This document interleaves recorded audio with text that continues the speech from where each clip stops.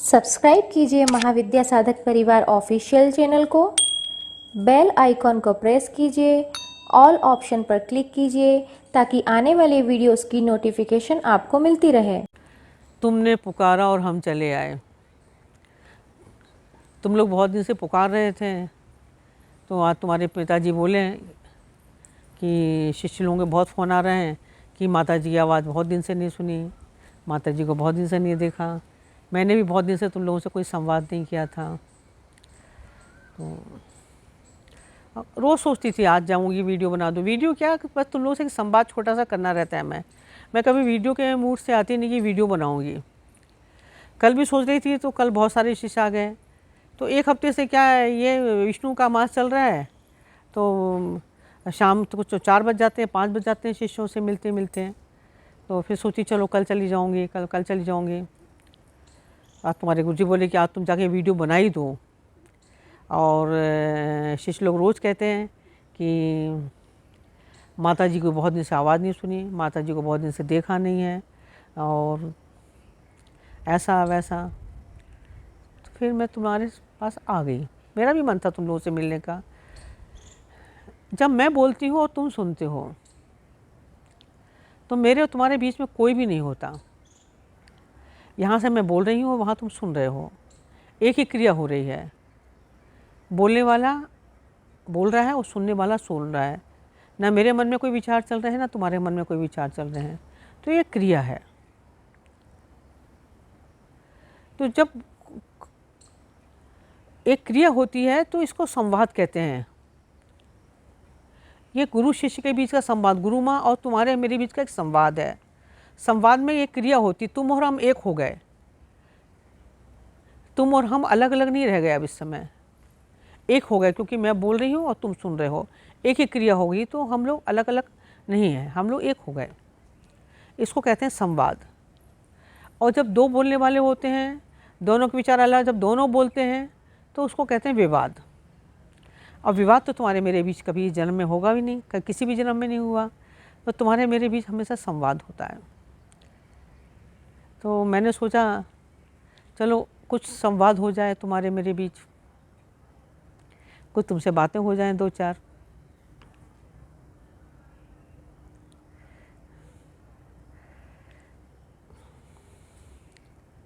कृष्ण अपने आप में बड़े अनूठे व्यक्तित्व हैं।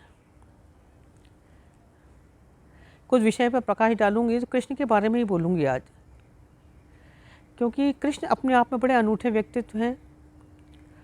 और उनको समझ पाना बड़ा मुश्किल है।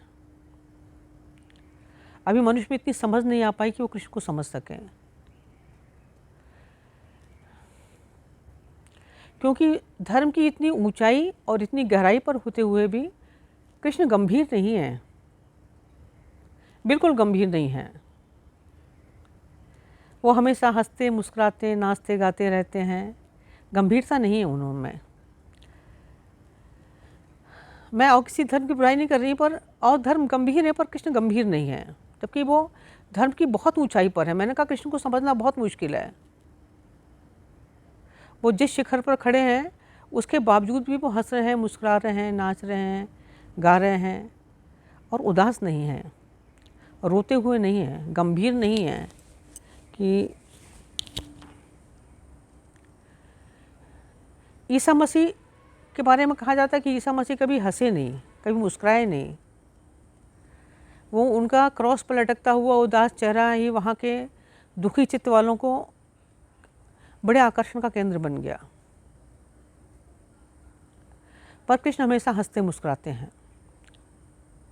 कृष्ण ही एकमात्र ऐसे व्यक्तित्व हैं जिन्होंने पूरी समग्रता के साथ पूरे जीवन को स्वीकार किया, और यह समग्रता ही उनके जीवन में फलित हुई कि हमने उन्हें पूर्ण अवतार माना। बाकी को हमने अवतार माना, पर कृष्ण को हमने पूर्ण अवतार माना। वो पूरे के पूरे भगवान हैं, क्योंकि उन्होंने हमें दमन नहीं सिखाया। दमन मनुष्य को आत्महिंसा की ओर प्रेरित करता है, और धीरे धीरे दमन के रास्ते पर जो चलते हैं वो स्वतः ही नष्ट हो जाते हैं। कृष्ण दमनवादी नहीं हैं, कृष्ण ने जीवन के सभी रंगों को स्वीकार किया। एक हंसता मुस्कुराता हुआ धर्म, जीवन को समग्रता से जीने वाला धर्म अभी पैदा होना बाकी है। और कृष्ण ने जीवन के सभी रंगों को स्वीकार किया। उन्हें किसी चीज़ से परहेज नहीं है, जबकि वो अंदर से बिल्कुल शांत चित्त हैं, वो किसी चीज़ में लिप्त नहीं है। अगर कोई व्यक्ति अनासक्ति से विरक्ति की तरफ मुड़ता है तो उसके जीवन में पवित्रता आ जाती है। फिर भी कृष्ण सब कुछ करते हुए भी किसी चीज़ में लिप्त नहीं है।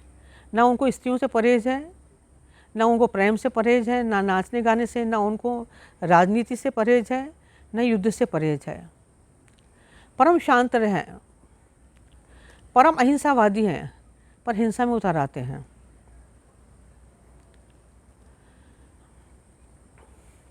क्योंकि उन्होंने जीवन को समग्रता के साथ स्वीकार किया है। और कृष्ण हंसता मुस्कुराता हुआ धर्म लेकर आए थे, इसलिए कृष्ण का भविष्य बहुत बड़ा है। आने वाले समय में युगों युगों तक, जन्मों जन्मों तक लोग कृष्ण को याद करेंगे। और जिन लोगों ने कृष्ण को समझा, जिनने कृष्ण को जाना, और लोग धीरे धीरे कृष्ण को समझ रहे हैं, नहीं तो उनके आसपास के लोगों ने भी कृष्ण को समझा नहीं, उनको जाना नहीं, लोग उनको यूं ही समझते थे। पर अब कृष्ण की गहराई को, कृष्ण के धर्म को, कृष्ण को लोग समझ रहे हैं, कृष्ण को लोग पहचान रहे हैं, कृष्ण को लोग आत्मसात कर रहे हैं। मैंने देखा बहुत सारे, एक बार मैं मथुरा गई थी, मथुरा में मैंने देखा कि बहुत सारी विदेशी औरतें यमुना के तट पर बैठी हुई हैं और कृष्ण का भजन कर रही हैं। विदेशों में भी कृष्ण के ऊपर फिल्म बन रही है, कृष्ण के ऊपर रिसर्च हो रही है, क्योंकि कृष्ण को समझ पाना इतना आसान नहीं है। उन्होंने जीवन को संपूर्णता से स्वीकार किया है। उनको राजनीति से भी परहेज नहीं था, उन्हें किसी चीज़ से परहेज नहीं था और किसी चीज़ में लिप्त नहीं थे। यही उनकी खासियत है। जीवन के धूल धंकाड़ के बीच, जीवन के उपद्रवों के बीच भी वो परम शांत बने रहे और उनका दिया बिल्कुल भी नहीं हिला, न डगमगाया। उन्हें राजनीति से परहेज नहीं था, उन्हें किसी चीज़ से परहेज नहीं था। मैंने कहा उन्होंने जीवन को समग्रता के साथ स्वीकार किया। उन्होंने भीष्म पितामह को शिखंडी को सामने खड़ा करके मरवा दिया। उन्होंने दुर्योधन की जंघा पर वार करवा दिया। उन्होंने द्रोणाचार्य को अश्वत्थामा मारा गया, क्या कर अश्वत्थामा को मरवा दिया, द्रोण को मरवा दिया। उन्होंने निहत्थे कर्ण को हाथ में जब पहिया लिया हुआ था उसको मरवा दिया। क्योंकि उस समय की राजनीति इतनी गंदी राजनीति थी, अगर कृष्ण राजनीति में नहीं आते तो बहुत अनर्थ हो जाता। और उनकी हमेशा यही चेष्टा रही कि उन्हें कुछ भी करना पड़े पर उन्हें धर्म की स्थापना करनी है। अगर वो ये सब नहीं करते, क्योंकि जो सामने वाले लोग थे वो बहुत क्रूर थे। ससुर पर ससुर भीष्म पितामह सब लोग मिलकर, एक द्रौपदी का चीरहरण हो रहा है और सब उसको नंगा देखने के लिए बैठे हैं, सब खड़े हो सभा में। इतने क्रूर लोग थे, इतने अत्याचारी लोग थे वो। अगर कृष्ण ये सब नहीं करते तो वो धर्म की स्थापना नहीं कर पाते। इसलिए कृष्ण को समझना, कृष्ण के एक एक शब्द, कृष्ण की एक एक क्रियाएं समझने योग्य हैं। कृष्ण ने एक बहुत छोटा सा वाक्य कहा था कि जीवन संयुक्त है। बहुत छोटे से वाक्य पे आज बहुत ज़्यादा उस पर रिसर्च हो रही है। 2 शब्दों में कहा था उन्होंने कि जीवन संयुक्त है। और आज विदेशों में यही इस पर रिसर्च हो रही है कि इकोलॉजी, जिसको एक नया साइंस है जिसको कहते हैं इकोलॉजी। इकोलॉजी का मतलब यही है कि जीवन संयुक्त है। और विदेशों में ये साइंस बहुत ज़ोरों से चल रही है इकोलॉजी के बारे में, क्योंकि जीवन संयुक्त है। जीवन एक संयुक्त परिवार है। रोड पर एक पड़ा हुआ पत्थर भी हमारे जीवन का एक हिस्सा है।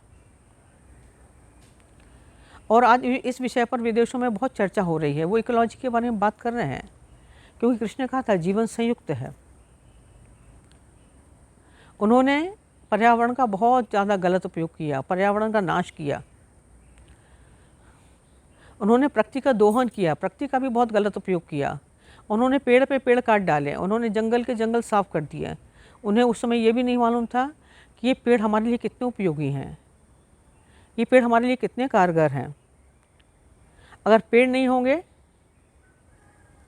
तो पानी कहाँ से गिरेगा, बादल कहाँ से आएंगे, वर्षा कैसे होगी, जीवन कैसे चलेगा। अगर पेड़ नहीं होंगे तो हमें प्राणवायु कहाँ से मिलेगी। और अगर प्राणवायु नहीं है, जीवन नहीं, तो हम भी जीवित नहीं रह सकते बिना पेड़ के। तो पेड़ तो हमारा जीवन है, पर हमने पेड़ के महत्व को नहीं समझा और हम जंगल के जंगल साफ करते चले गए। आज हमें उसके महत्व को समझ में आ रहा है कि ये पेड़ हमारे जीवन के लिए कितने उपयोगी हैं। आज से 50 साल बाद और कुछ साल बाद भी हमें समझ में आएगा कि हमने कितना गलत किया है। हम जितने भी यान भेजते हैं पृथ्वी से ऊपर, चंद्रयान भेजते हैं या कोई से भी यान हम भेजते हैं पृथ्वी से ऊपर, तो पृथ्वी के 200 मील ऊपर तक तो हवा भी नहीं है। हवा भी है तो 200 मील ऊपर है। उसके बाद तो वायुमंडल है, सिर्फ वायु है। और वायु के सारे वायुओं की मंडल की पूरी परत, गैसों की पूरी परत से आच्छादित है ये हमारी पूरी पृथ्वी। इतनी गैसेस हैं, इतनी 200 मील के बाद तो सिर्फ गैसेस हैं, और गैस की परत से हमारी पूरी पृथ्वी कवचित है। और इस गैसों से कवचित होने का कारण एक ये है कि सूर्य की वही किरणें पृथ्वी पर आ सकती हैं जो हमारे जीवन के लिए उपयोगी हैं, और वो किरणें जो हमारे जीवन के लिए उपयोगी नहीं हैं वो पृथ्वी पर नहीं आ सकती। पर हमने जो यान भेजे, जो चंद्रयान भेजे, और भी हमने जितने भी यान भेजे हैं, उससे क्या होता है कि जहाँ से भी यान जाता है वहाँ एक विंडोज़ बन जाती है। जो गैसेस की परत थी वहाँ एक विंडोज़ बन जाती, वहाँ छेद बन जाते हैं। और उसके रिजल्ट ये हुए कि जो सूरज की किरणें पृथ्वी के लिए नुकसानदायक थी वो भी आने लगी पृथ्वी के ऊपर, उनका भी आना शुरू हो गया, क्योंकि विंडोज़ बन गई हैं। और इन विंडोज़ से कितना नुकसान हो रहा है, इतनी बीमारियां, इतने चर्म रोग, कैंसर, ये वो, क्योंकि वो सारी किरणें आ रही हैं पृथ्वी पर जो हमारे लिए बहुत हानिकारक थी, वो किरणें भी आ रही हैं। इसलिए कृष्ण ने कहा था कि जीवन संयुक्त है। लोग जीवन कृष्ण की, मैंने कहा ना, कृष्ण के एक एक शब्द पे बहुत बड़ी बड़ी रिसर्च हो रही हैं, उनके एक एक कार्य पे अब लोग उनको समझ पा रहे हैं, और इसलिए कृष्ण का भविष्य बहुत उज्जवल है। आने वाले समय में हम शायद कृष्ण को समझ पाएँ।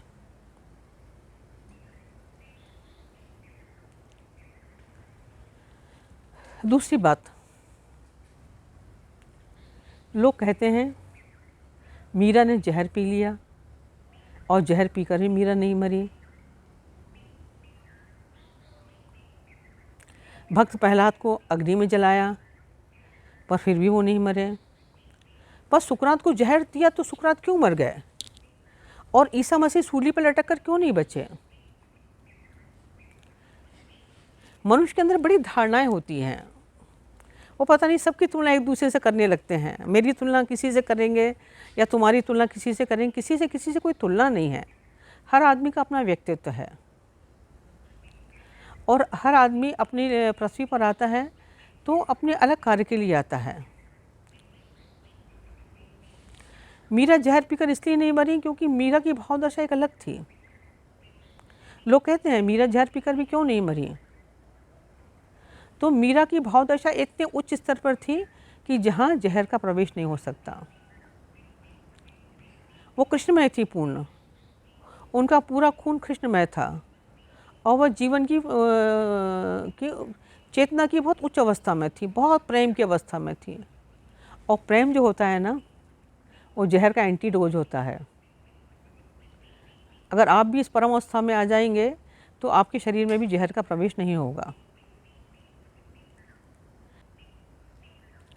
इसलिए मीरा, क्योंकि मीरा की स्थिति, और मीरा को पता ही नहीं था कि उन्हें जहर दिया जा रहा है, वो तो पी गई बस। वो तो कृष्ण के प्रेम में, कृष्ण की भक्ति में इतनी लीन रहती थी कि उनका पूरा खून बिल्कुल उनके अंदर न क्रोध, न ईर्ष्या, द्वेष, को सिर्फ प्रेममय, इतना प्रेममय हो गई थी कि उस ऐसी स्थिति में जहर प्रवेश नहीं कर सकता। इसलिए मीरा के अंदर जहर प्रवेश नहीं कर पाया और मीरा जहर पीकर ही बच गई। और कभी तुम्हारी ऐसी भाव दशा आएगी तो तुम्हारे अंदर भी जहर का प्रवेश नहीं होगा। लोग कहते हैं भक्त प्रहलाद अग्नि में नहीं जले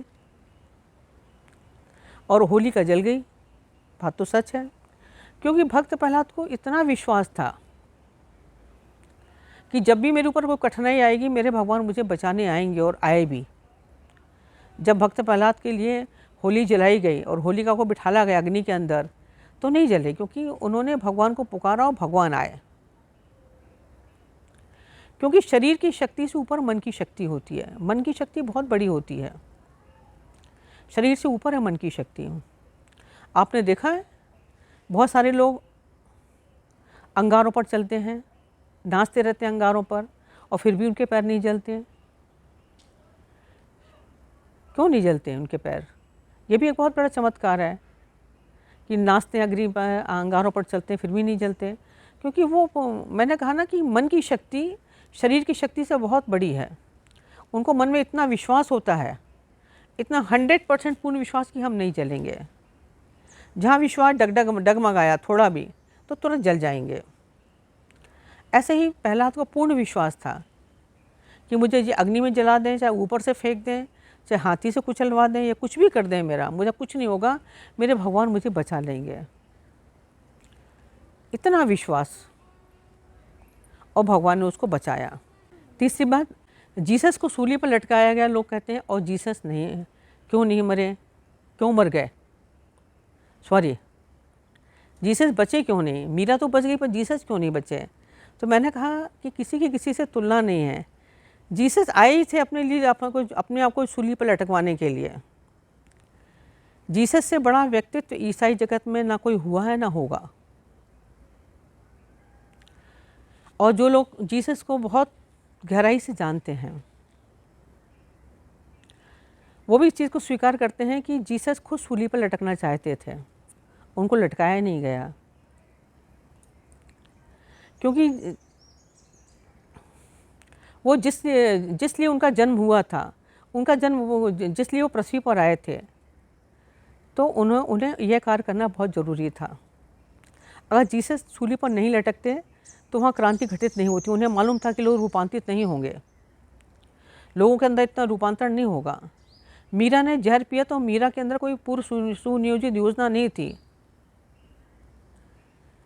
नहीं, भक्त प्रहलाद ने अगर अग्नि में गया तो कोई सुनियोजित योजना नहीं थी। इसलिए मीरा के पीछे चलने वाले कितने लोग हैं, प्रहलाद के पीछे चलने वाले कितने लोग हैं। पर जीसस की पूर्व सुनियोजित योजना थी कि मुझे सूली पर लटकाया जाए तो ही क्रांति घटित होगी, तो ही लोग रूपांतरित होंगे।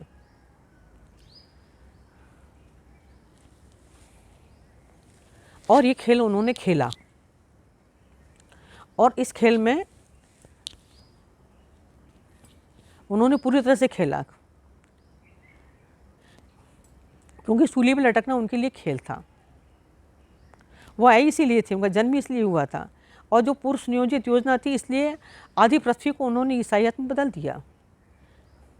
ईसाई तो क्रॉस जो है ईसाइयों के लिए बहुत महत्वपूर्ण हो गया, और क्रॉस पर लटक गए। ईसाइयों को देखा आपने, वो ईसा मसीह को नहीं लटकाते गले में, क्रॉस को गले से लटकाते हैं कि क्रॉस नहीं, ईसाई क्रॉस से ही ईसाईयत का जन्म हुआ।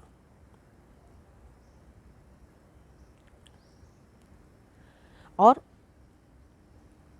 दुश्मनों ने ईसा मसीह को नहीं मारा, जीसस को दुश्मनों नहीं माना, दुश्मनों का उपयोग उन्होंने किया पूर्व सुनियोजित तरीके से। कि जीसस का एक मित्र था, एक शिष्य था जिसका नाम था जुदास।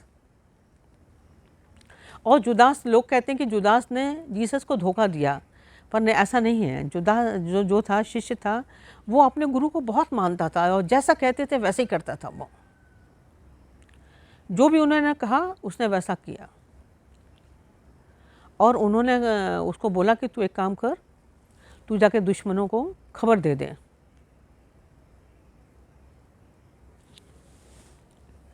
दुश्मनों को खबर दे दे तू कि जीसस है यहाँ पर, ताकि वो आके मुझे सूली पे लटका दें।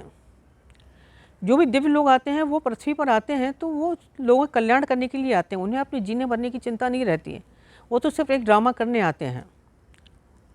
बहुत से लोग पैदा होते हैं इस पृथ्वी पर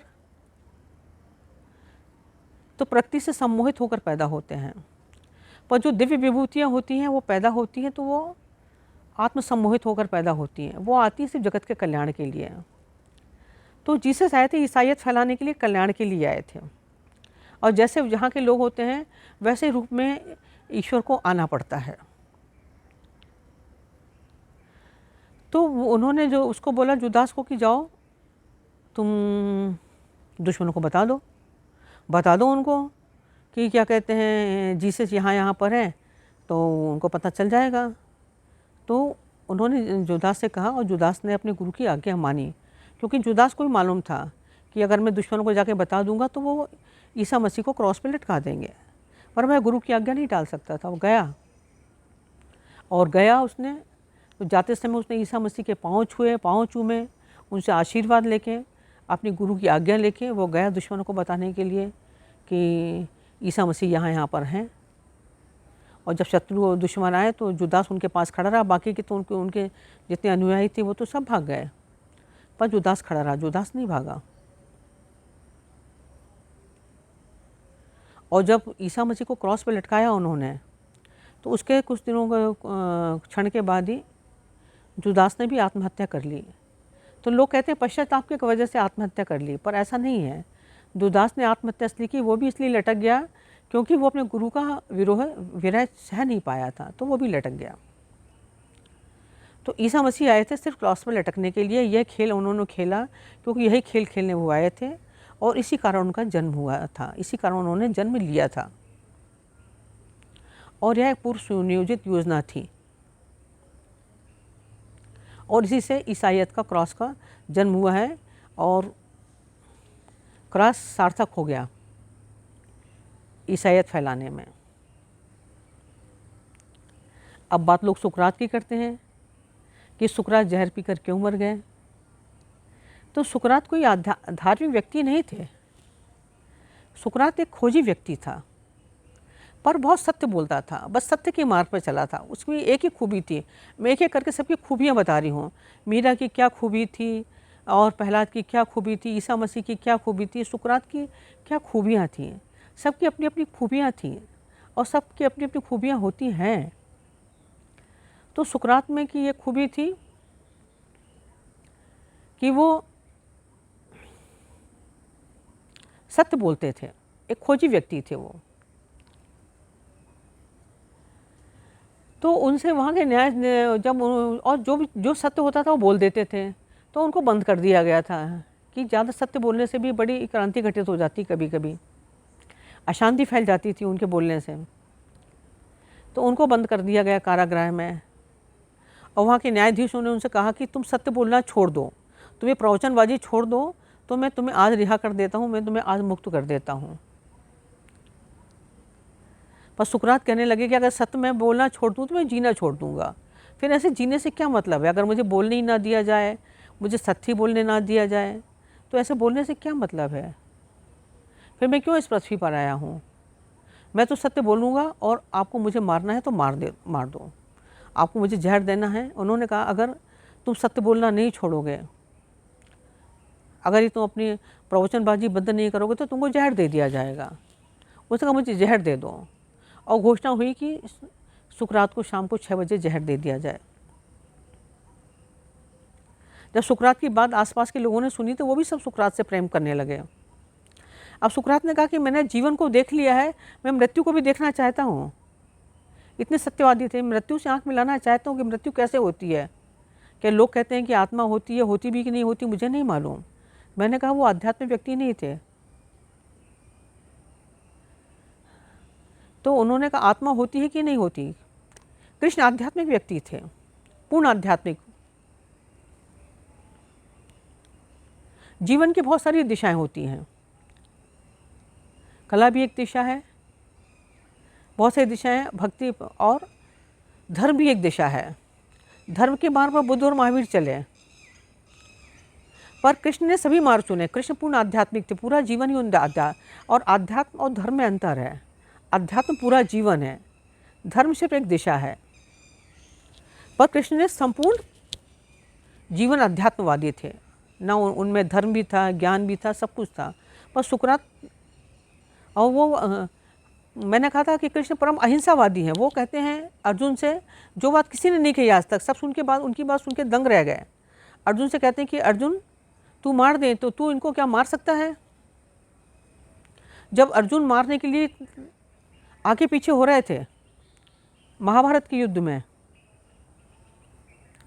तो जो बात कृष्ण ने कही वो परम अहिंसावादी व्यक्ति ही कह सकता है। वो कहते हैं अर्जुन क्या तू इन्हें मार सकता है, तब तो तू परम भौतिकवादी है, तू आत्मवादी नहीं है। क्योंकि आत्मा तो अमर है, आत्मा तो मरती भी नहीं है, आत्मा को कोई मार ही नहीं सकता। तो ये मरने की बात ही गलत है कि कोई मरेगा, और तू मार सकता है ये बात भी गलत है, कोई किसी को मार ही नहीं सकता। ये बात कृष्ण कह रहे हैं, ये उच्च शिखर पर धर्म के मार्ग पे, अध्यात्म के मार्ग पे बैठा हुआ व्यक्ति ही कह सकता है, जो अपनी आत्मज्योत को जलते हुए रोज देखते थे। और वो कह रहे हैं कि ना कोई तू मार सकता है ना कोई मर सकता है। ये दोनों बातें गलत हैं। मरने और मारने की बात ही गलत है। मरना और मारना तो ये लीला है, इसलिए हम कृष्ण लीला कहते हैं। राम गंभीर हैं तो हम रामचरितमानस कहते हैं, राम का चरित्र है। पर कृष्ण की सभी क्रियाओं को हम लीला कहते हैं, कि वो कहते हैं ये सब नाटक है, ये सब ड्रामा है, मरना और मारना ना कोई क्योंकि परम आत्मवादी हैं। सुकरात आत्मवादी नहीं है। सुकरात को तो ये भी नहीं मालूम कि आत्मा भी होती है और मरने के बाद क्या होगा क्या नहीं होगा। कृष्ण को तो सब कुछ मालूम है, पर सुकरात को ये नहीं मालूम है। फिर भी वो जहर पीने को तैयार है। वो कहता है आप मुझे जहर दे दो पर मैं सत्य बोलना नहीं छोड़ूंगा। और सुकरात के लिए जहर तैयार किया जा रहा है, और उसे लग रहा है कि जो जहर भी बना रहा था तो उसको भी सुकरात पर दया आ गई कि यह व्यक्ति सत्य के लिए लड़ रहा है। ये कह रहा है मुझे मृत्यु से आंख मिलानी है, मैं देखूंगा मृत्यु कैसी होती है, आप मुझे मार दो, आप मुझे जहर दे दो। और 6 बजे का समय निश्चित किया गया था कि सुकरात को जहर देना है।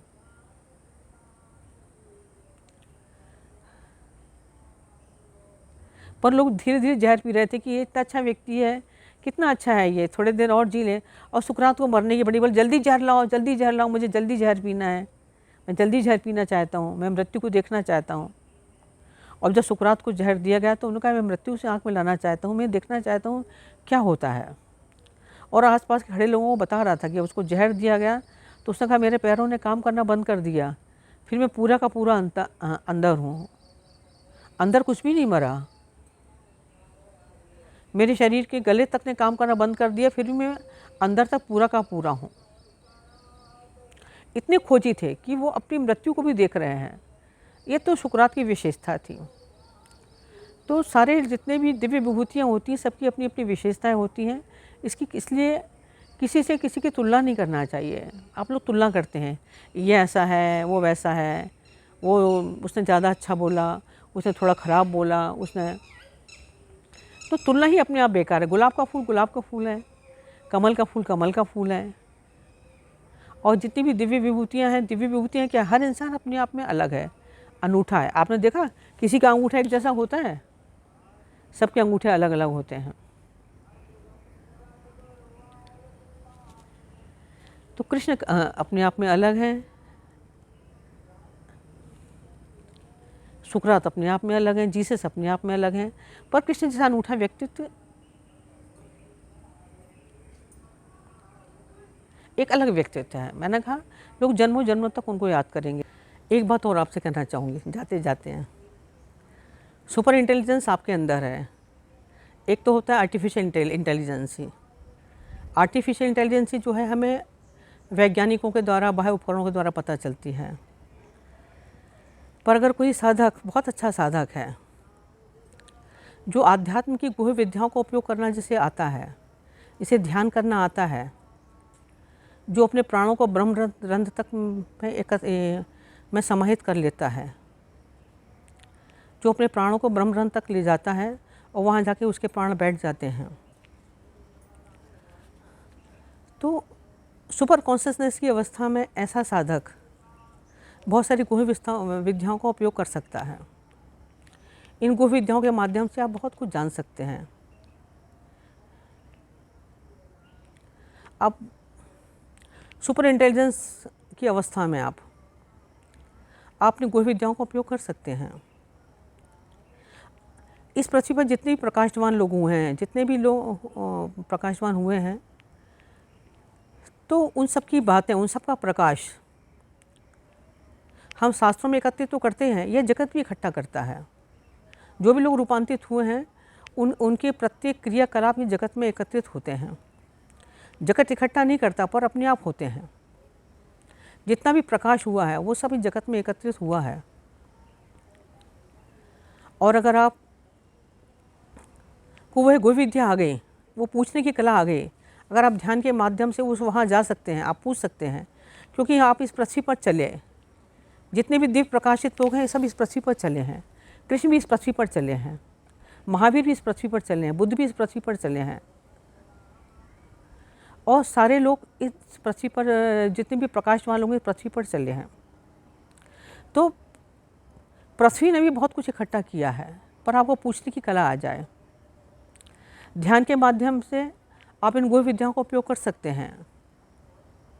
आप इस जगत से पूछ सकते हैं,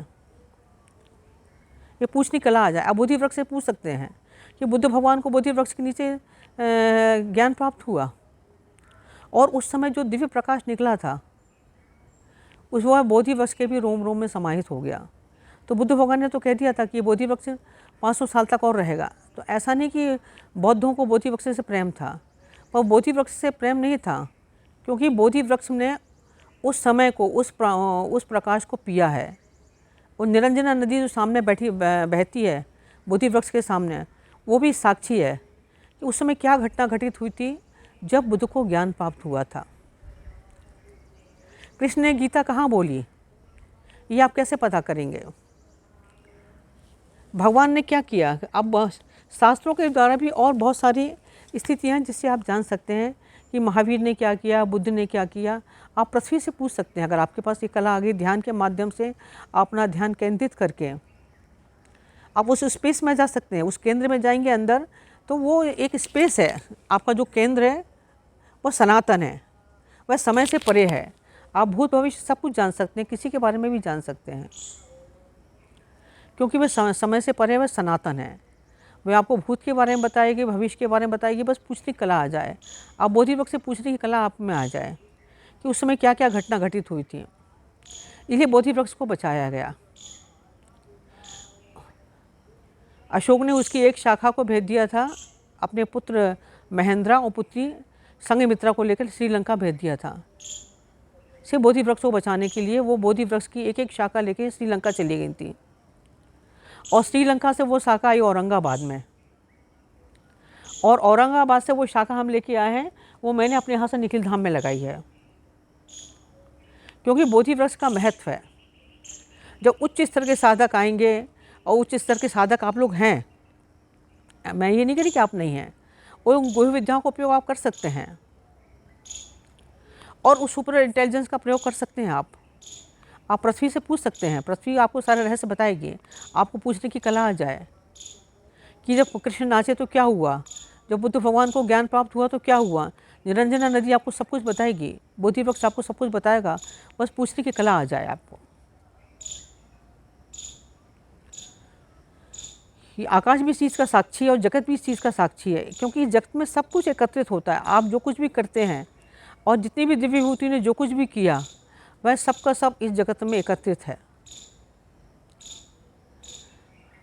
वो अपनी बहुत सारी अनुभूतियाँ जल में छोड़ गए, बहुत सारी उनकी अनुभूतियाँ पृथ्वी पर हैं।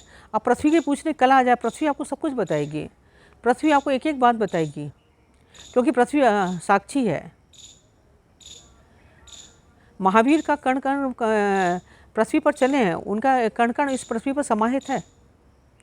पृथ्वी आपको सब कुछ बताएगी। ये आकाश भी साक्षी है, ये आकाश सब कुछ आपको बताएगा। कृष्ण ने कहाँ गीता कही है क्या वास्तव में युद्ध में कही है, कहाँ कही है, आप पता कर सकते हैं। पर उन कोई विद्याओं का उपयोग करना आपको आ जाए। अगर यूरोप में कोई बात कही जाती है या जर्मनी में कोई बात कही जाती है तो 2 मिनट बाद आप यहाँ सुन लेते हैं। 2 मिनट का समय लगता है यहाँ तक आपकी आवाज़ आने में, क्योंकि बात तो 2 मिनट बाद भी पास्ट टेंस हो गया। जब आप 2 मिनट की बात सुन सकते हैं तो आप 2 दिन की बात भी सुन सकते हैं। आप 2000 साल के बाद बात की ध्वनि सुन सकते हैं। आप 2 लाख साल की ध्वनि, और वैज्ञानिक के क्षेत्र में कोशिश कर रहे हैं। पर अगर आप अपने इंटेलिजेंस का उपयोग करके, उन गुह्य विद्याओं का उपयोग करके आप आज भी उन वाणी को सुन सकते हैं। आप पृथ्वी से पूछ सकते हैं। जैनियों के 24 के 24 तीर्थंकर थे जिन्होंने सम्मित शिखर पर अपने शरीर को छोड़ा, निर्वाण प्राप्त हुआ था उनको। 24 तीर्थंकर में से 22 तीर्थंकर को एक ही जगह, एक ही पर्वत पर 22 तीर्थंकर गए, और जिन्होंने वहाँ पर अपने शरीर को छोड़ा और निर्वाण को प्राप्त हुआ। उसका कोई कारण तो था, क्योंकि वो पहाड़ साक्षी है कि जब उन्होंने शरीर छोड़ा वो दिव्य प्रकाश, तो वो दिव्य प्रकाश जो उत्पन्न हुआ, अगर कोई उस पहाड़ के नीचे बैठकर ध्यान करे तो वो पहाड़ सब कुछ बताएगा, क्योंकि उसका रुआ रुआ जागृत हो गया। वो पहाड़ सब कुछ बताएगा कि क्या घटना घटित हुई थी उस समय। बोधि वृक्ष आपको सब कुछ बताएगा कि जब बुद्ध को ज्ञान प्राप्त हुआ तो क्या घटना घटित हुई थी। निरंजन नदी आपको सब कुछ बताएगी। ये पृथ्वी आपको सब कुछ बताएगी, आकाश आपको सब कुछ बताएगा, जल आपको सब कुछ बताएगा, क्योंकि साक्षी है। ये जगत में सारी चीज़ें एकत्रित होती हैं। और उन गुह्य विद्याओं का उपयोग करना अगर आपको आ जाए सुपर कॉन्शसनेस की अवस्था में, और आप सब कुछ जान सकते हैं। कुछ भी असंभव नहीं है। कृष्ण गीता कही तो कैसे कही,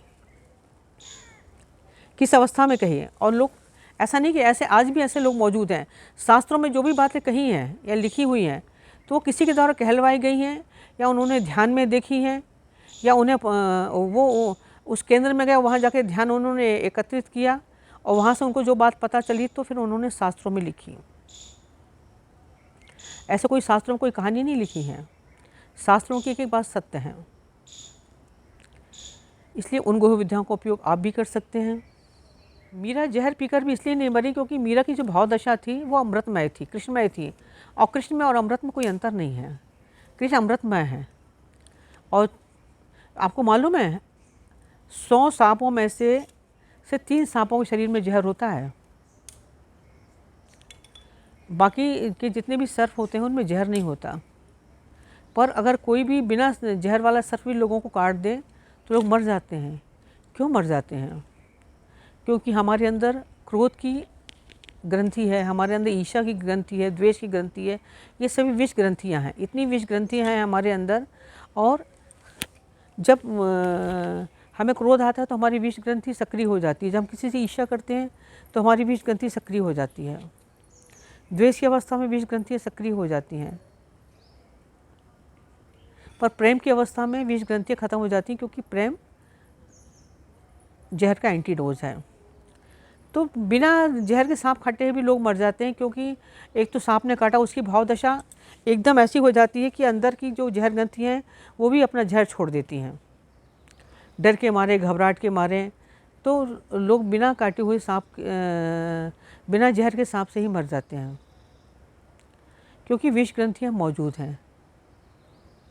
इसलिए झाड़ने फूकने वाले सक्सेस हो जाते हैं, क्योंकि वो भाव दशा बदल देते हैं कि उनको लगता है कि हमको झाड़ दिया, फूंक दिया तो हमको जहर का असर नहीं होगा।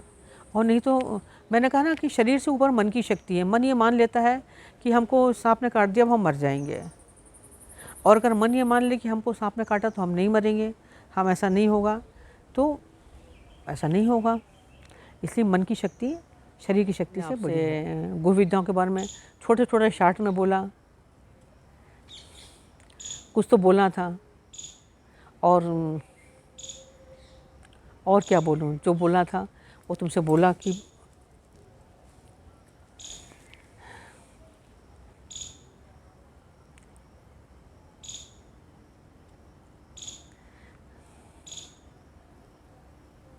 और ये बोलना बताना, तुम्हारे साथ संवाद करना, तो ये जीवन भर चलता रहेगा।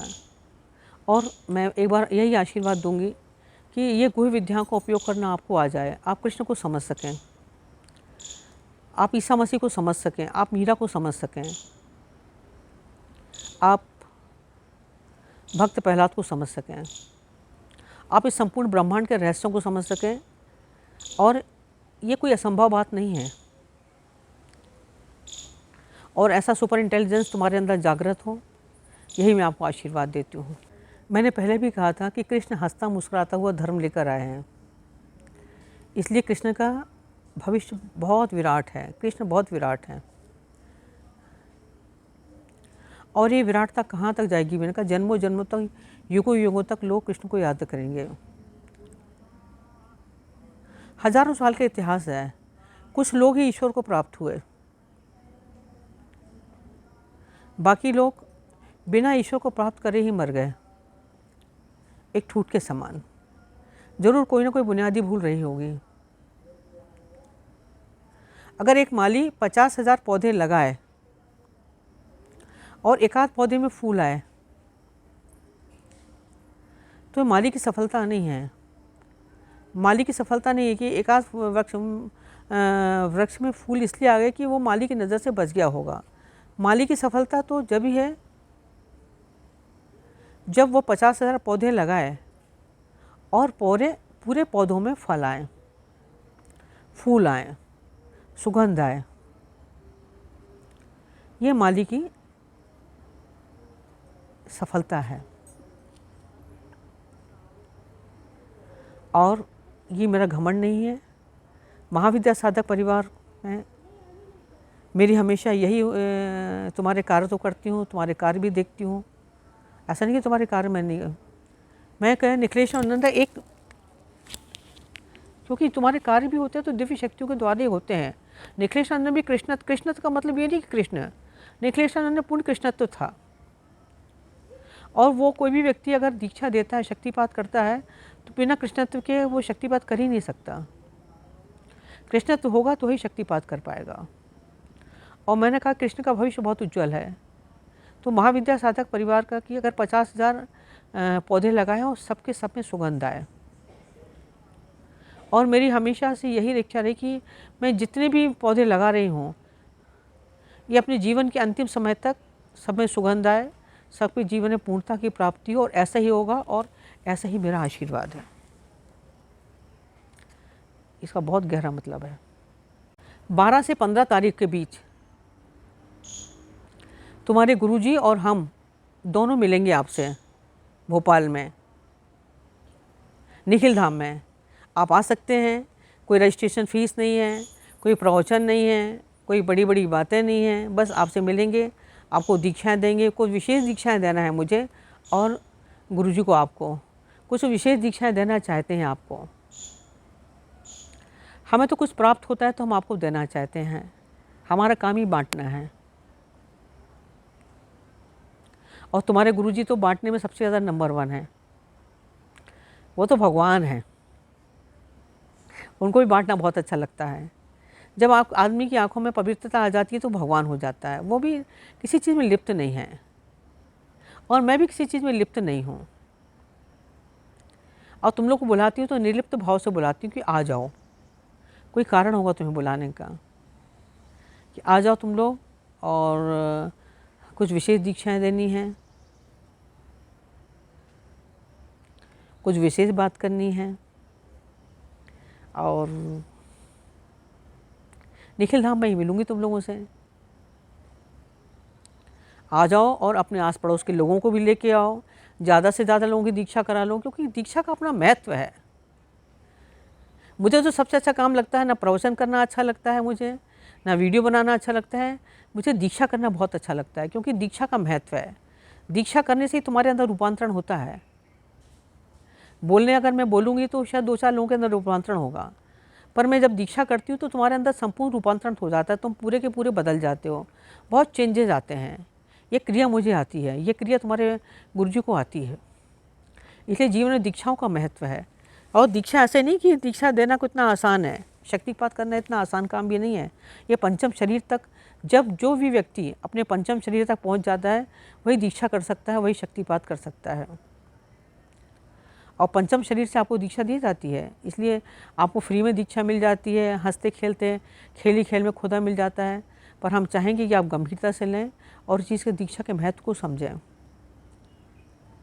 क्योंकि दीक्षा के बहुत सारे लाभ हैं, मैं कई बार बता चुकी हूँ। और इन दीक्षाओं से तो आपको बहुत लाभ होंगे और आपको हमेशा लाभ होते रहें, शुभ और लाभ आपके साथ चलें, आपके जीवन में कभी कांटा भी नहीं आए। आपको मेरा बहुत सारा प्यार, आपको मेरा ढेर सारा प्यार, बहुत सारा प्यार है तुमको, बहुत सारा आशीर्वाद है।